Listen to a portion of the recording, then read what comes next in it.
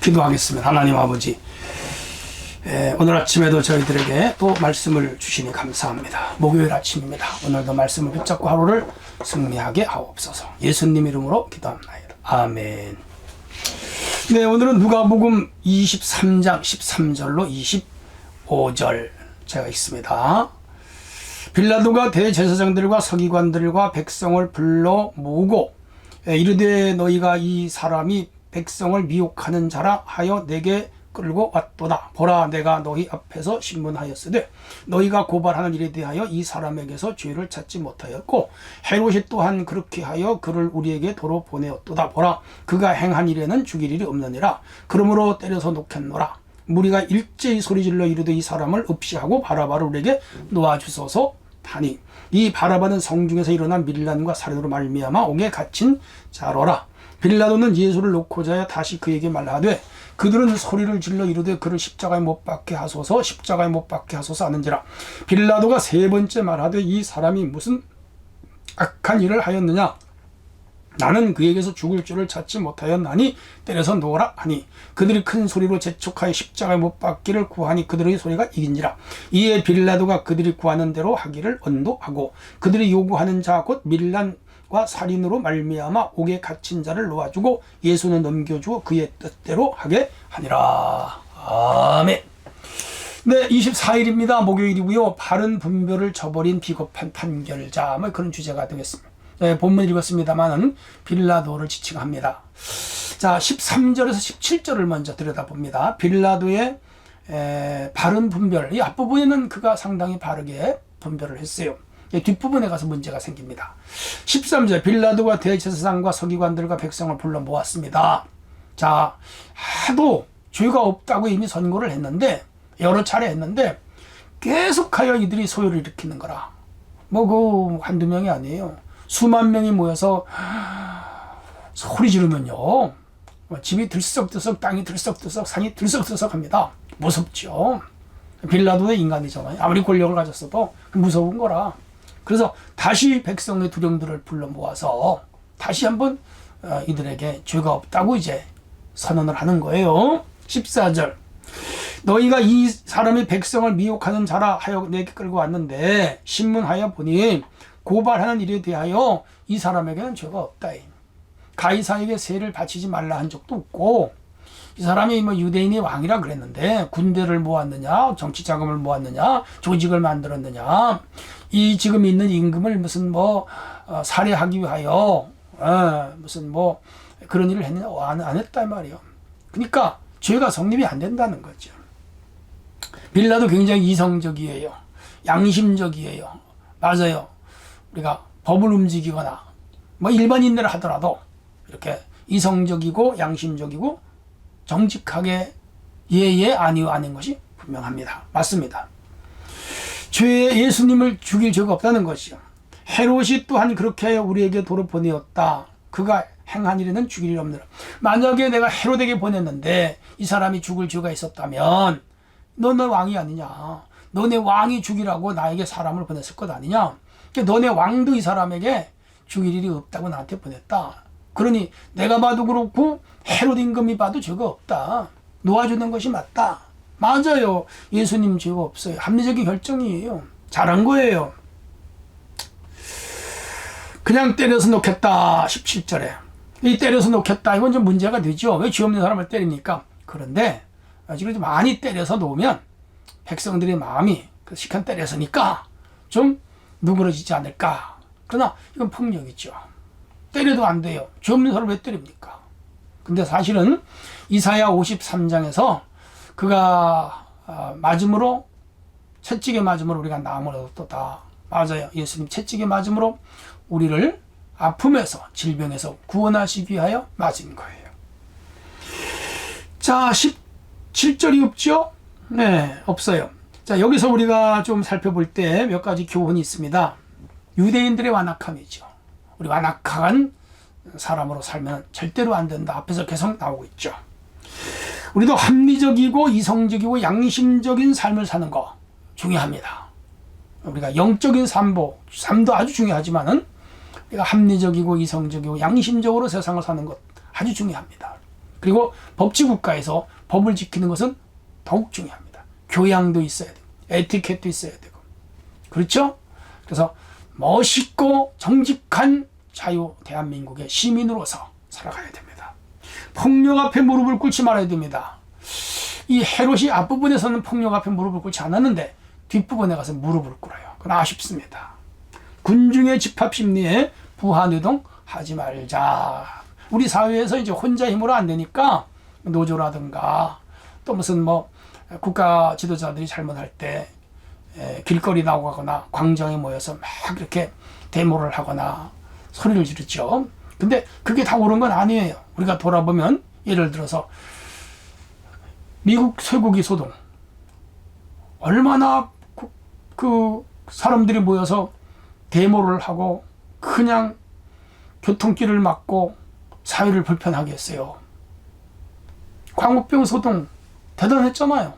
그런데 지금 몇 년 됐어요. 10년이 넘었는데 광우병을 죽는 사람 없잖아요. 근데 거기 나갔던 사람들 하나도 잘못했다고 회개하는 사람 없어요. 그런데 함부로 나가면 안 되는 거죠. 그래서 사람들이 많이 모여서 막 외친다고 그게 정의는 아니에요. 참 정의는 많은 사람이 모여서 소리를 짓는 것이 정의가 아니고 참 정의는 법대로 처리하는 것이 정의입니다. 그게 정의예요. 그래서 아모스 선지자가 정의를 강같이 공의를 하수같이 흘릴지어다 그 말이 뭐죠? 하나님의 율법대로 사는 것이 정의고 율법대로 사는 것이 공의인데 율법을 버리고 폭력을 행하고 그렇게 살았기 때문에 그런 말이 나온 거예요.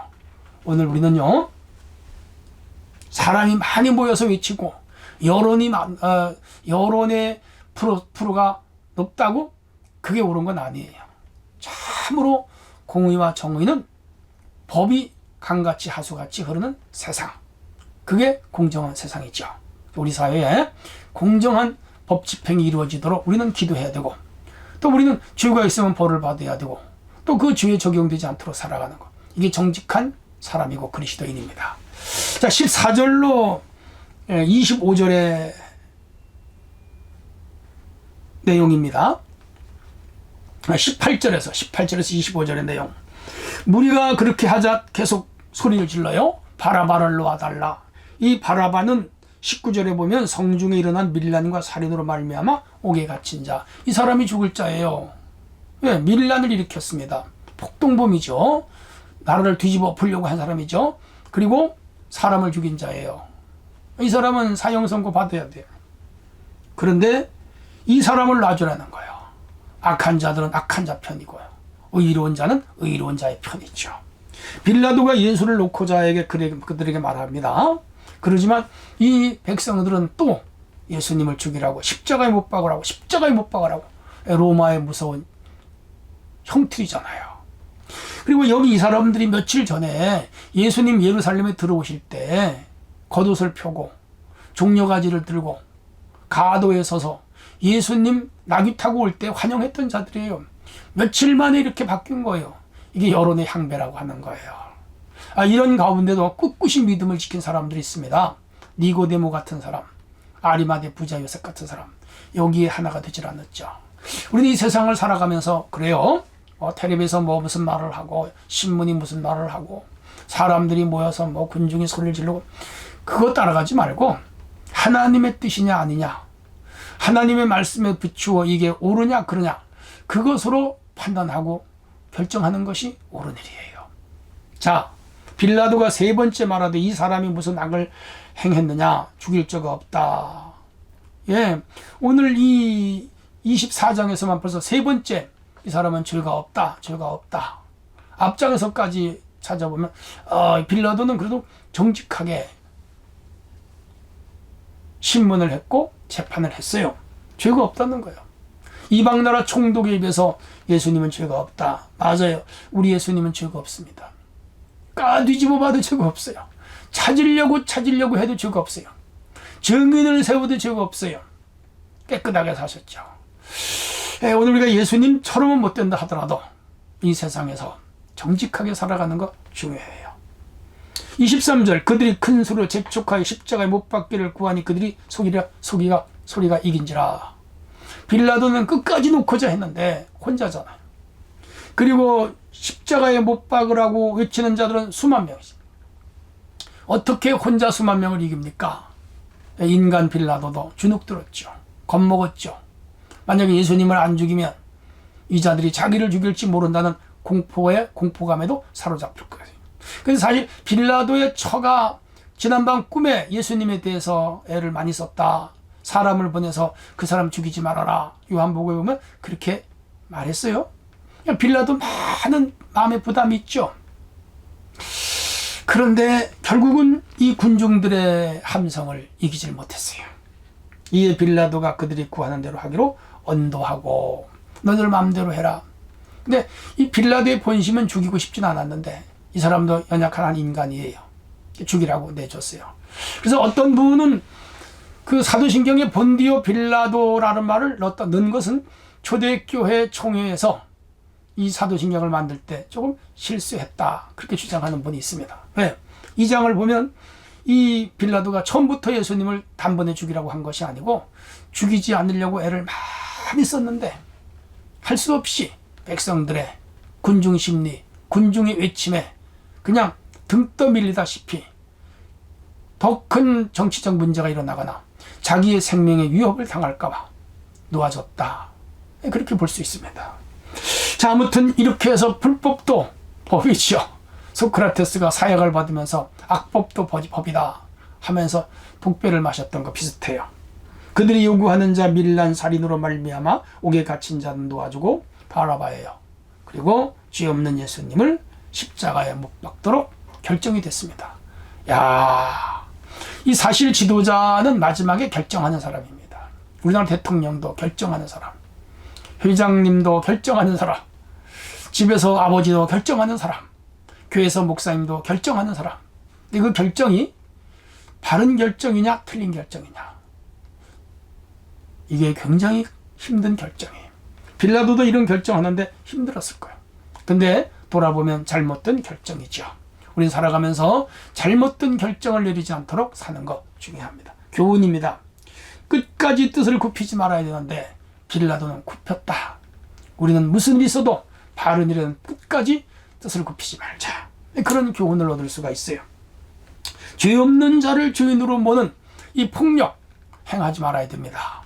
오늘 군중들은 자기들이 정확하게 알지도 못하면서 거기 아마 대제사장과 서기관과 장로들이 이 백성들을 선동했을 거예요. 틀림없죠. 정치에는 선동자들이 있습니다. 자기들의 이익을 위하여, 자기들의 목적을 위하여 아무 잘못도 없는 순수한 사람들을 선동해서 자기들의 욕구와 목적을 달성하는 자들의 악이 있죠. 그러므로 이 선동에 놀아나거나 선동에 쫓아가는 자가 되지 않도록 우리는 바른 판단하는 삶을 사는 것이 중요합니다. 성령 안에, 말씀 안에, 진리 안에 사는 자들은 어떤 경우에도 선동에 넘어가지 않는다. 기억하셔야 됩니다. 그리고 역사의 주인이 되지 말자. 빌라도 역사의 주인이죠. 그래서 지구의 수십억, 수백억 인구가 사도신경 갈 때마다 빌라도를 저주하잖아요. 아마 지옥 맨 아래 가 있지 않을까 그런 생각을 합니다. 불행하게 돼요. 오늘 우리는 역사의 주인으로 살지 말자. 기도합니다. 하나님 아버지, 오늘도 이 말씀을 새기면서 정직한 하루가 되게 하옵소서. 예수님 이름으로 기도합니다. 아멘.